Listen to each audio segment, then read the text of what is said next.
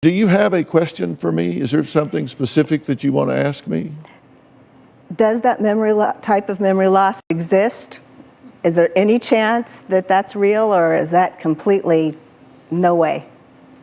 Just in my opinion? Right. Or is he faking me out completely, wiping out your entire memory?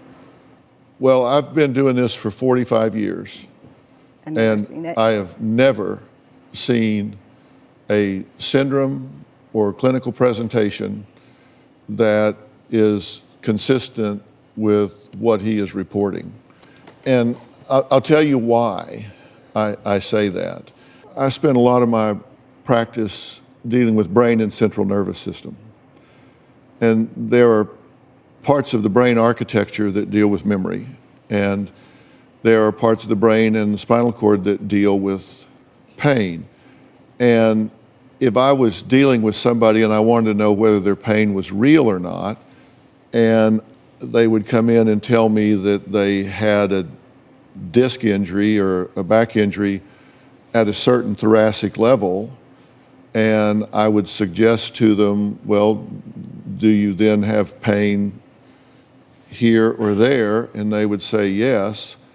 And I knew that there was absolutely no neuroanatomical structure that would account for that pain, then I would know they were lying. Right. Because if they're saying they're having pain here and the injury is here, it flows down, not up. And if they're reporting something that there's no neuroanatomical structure to explain that, then they're either lying or it's in their head, one of the two. So it's called differential diagnosis. And when you deal with memory, there are certain logic tests that you go through. There are what are called hold and no hold functions. There are certain things where you can hit somebody in the head with an axe and it's going to disrupt some memories and not others. I'm telling you, to me, it doesn't make any sense at all. I think it's very convenient. And one thing about a narcissist is they can't read the room. A narcissist thinks that whatever they're saying is selling.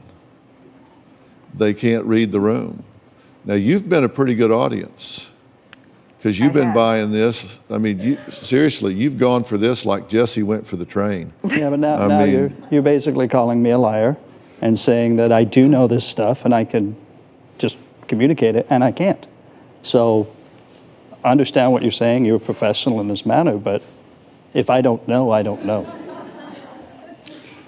She asked me a question, I'm answering it. Yeah, but you're calling me a liar at the same time. I don't believe what you're saying. Now, whether you believe it or not, I don't know. That's a whole different question.